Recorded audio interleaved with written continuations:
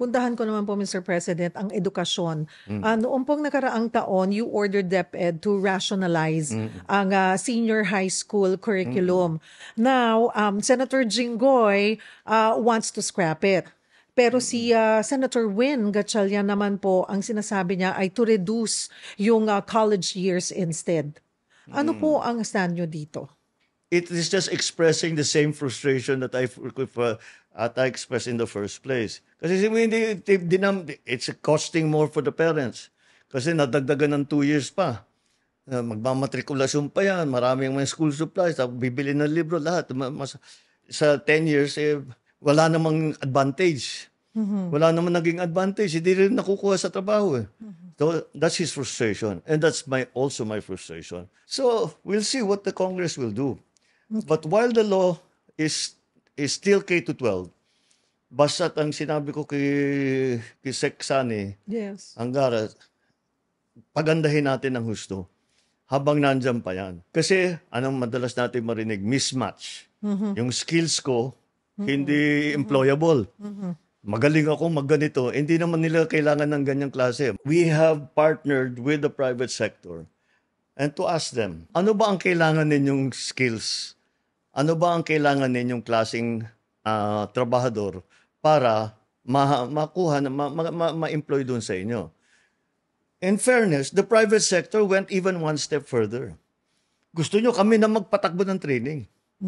Tapos, paglabas niya doon sa training, may trabaho siya sa amin. Kasi eksakto yung training niya doon sa kailangan namin. Yun ang aming ginagawa. Ang sinasabi po ay paano pa yung challenge na i-improve or ibalik sa dati yung kalidad ng edukasyon po dito sa ating bansa.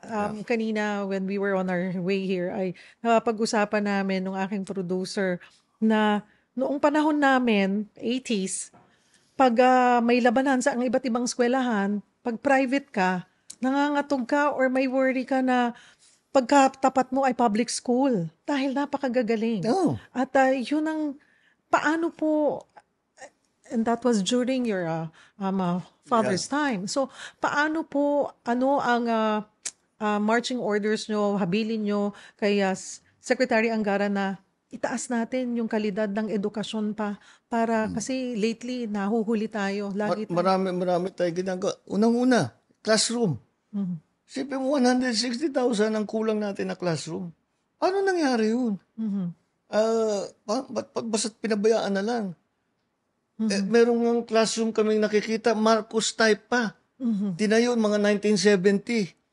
Dapat yung mga classroom na yun, 20-30 years lamang ang lifetime. Dapat ayusin yan after. Pero hanggang ngayon, ginagamit pa. Pinabayaan talaga ang education. That's what happened.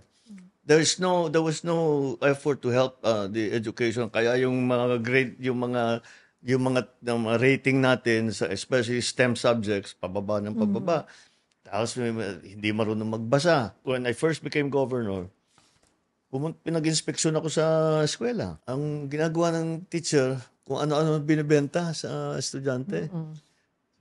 Tinanong ko, alam mo, ako, para sa akin, hero ang mga teacher. So tinanong ko sa kanila, bakit ganyan? Bakit imbis na nagtuturo ka? Sabi niya, may pamilya din ako yung sweldo ko hindi pa dumating. So, my first act as congressman of the 2nd District of Ilocos Norte was to create teachers cooperatives for every town. Parang savings and loan. Para hindi ka mag 5-6, malulubog ka sa utang. Kahit papano merong nagsusuporta sa'yo. So, that's the key. I found out that's the key. Support the teachers. Just support the teachers. Basta't you support the teachers.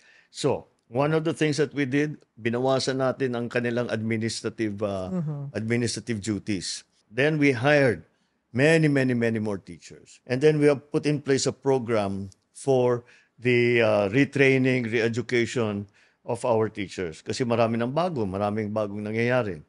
So maraming bagong teknolohiya that they have to learn about. So support the teachers.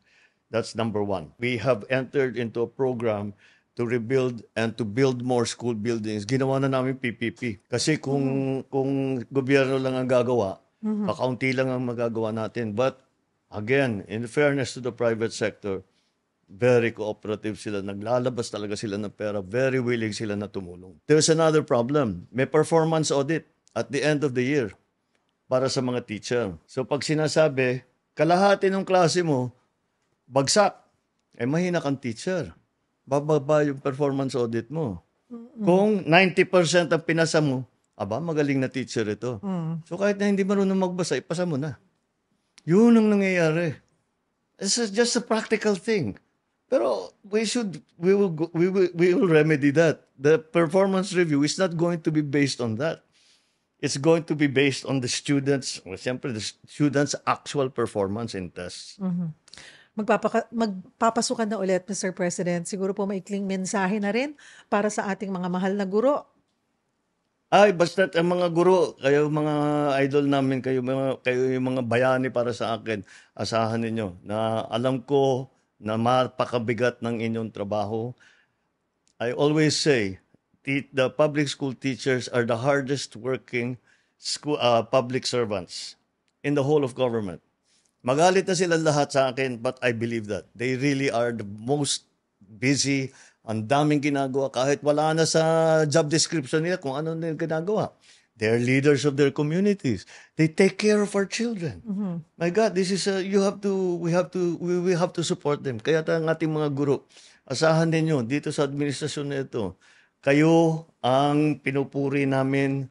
Kayo ang nagbibigay ng dangal sa ating educational system. Tutulungan namin kayo hanggat maaari para yung ating mga kabataan na minamahal natin lahat ay maging magaling, maging matalino, at maging marunong. Puntahan ko po ang malapit sa sikmura ng lahat ng mga Pilipino, ang 20 pisong presyo po ng bigas. Sa huli niyo pong podcast with Katunying, sabi niyo nga, watch us sustain it. Sure. Paano po nagagawa ito ng gobyerno? Through subsidy? Magkano po? There is a lot, maraming factors ito. I concentrated kaagad sa production side. So, baka hindi alam nga ng tao, in 2023, we had the largest crop of palay in the history of the Philippines. In 2024, nalampasan na natin yon. In 2025, we predict lalampasan na naman natin yun. So our production is slowly going up. Since our production is already going up, bababa ang cost of production. Since bababa ang cost of production, ang pagbenta, kung bibili ang NFA, ang pagbenta ng NFA, pababa ng pababa. That's why I'm so confident masabi sustainable. Kasi basta ipatuloy natin, magbigay tayo ng makinarya sa farmer, paggandahin natin lahat ng irrigation natin, mag-research tayo sa IRRI, sa UPLB, kung ano yung magagandang bagong variety, ano yung mga planting techniques ng mga bago, para gumanda ng production side natin. Pag gumanda ng husto yung production side natin, may bababa natin. Wala nang subsidy. Magagawa po kaya yan bago matapos ang inyong termino? Magagawa yan. We did it before already.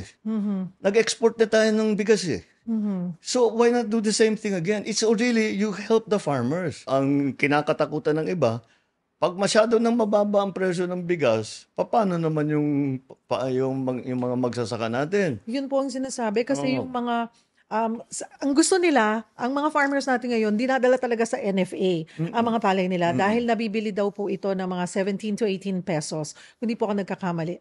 Sa mga traders, sa private, ay nasa 11 to 12 pesos na talagang kaya ayaw nila. Paano nyo po tinutugunan or tutugunan yung ganitong problema na hindi rin makawawa o malugi ang ating mga magsasaka? Napakahirap na maging magsasaka. Ang hirap na buhay yan. Ang bigat ang trabaho niyan.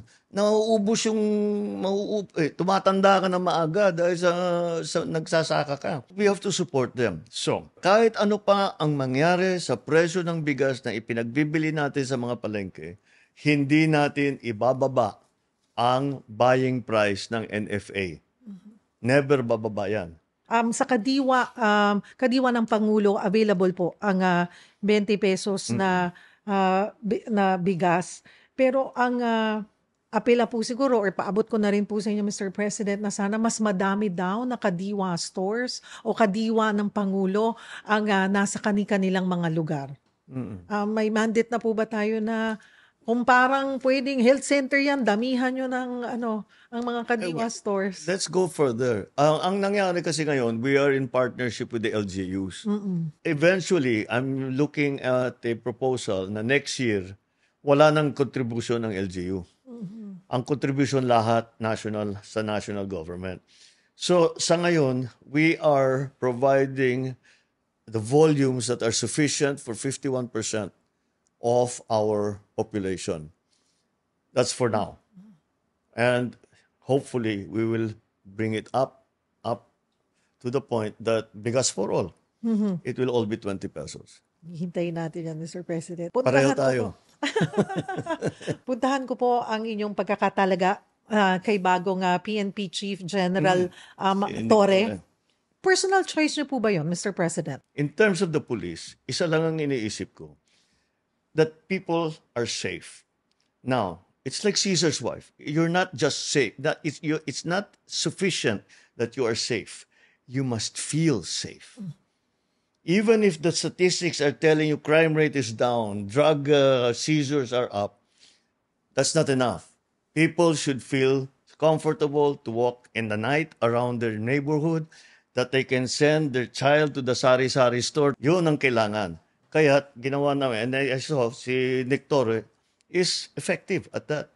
And so that's why we, in the end, we chose him for PNP chief. As a matter of fact, very soon after he assumed the position of chief PNP, we instigated already this new program of Cops on the Beat. And nararamdaman na kagad. That's the only way to regain the trust. And that's the only way that people will feel safe. Well, whatever, kahit anong mangyari dito, si patrolman ganyan-ganyan, nandyan lang yan. Isang tawag lang, tatakbo na rito yan. Yung 3-minute or 5-minute 911 na dapat That's what we're looking for. Ano pa po ang inyong marching orders kay PNP Chief General Torre? We still have a drug problem in this country. Siyempre pumapasok pa rin yung sabu. So, sabi ko continue to pero yung hulihin niyo yung malalaki at saka puntahan ninyo yung kung saan pumapasok. Yun ang isara natin. And we're slowly doing that. Ito ngayon, sinabi ko sa Coast Guard at saka sa PNP, bantayan na ninyo kasi ayokong bumalik sa merkado yan. Sirain na ninyo kagad as quickly as possible and make sure na nandoon kayo para pag sinabing so many tons, ilang tonelada, yun talaga ang nandyan. Hindi nababawasan. Bilangin ninyo ng gusto, tapos buhusan nyo ng gasolina, sunugin na ninyo.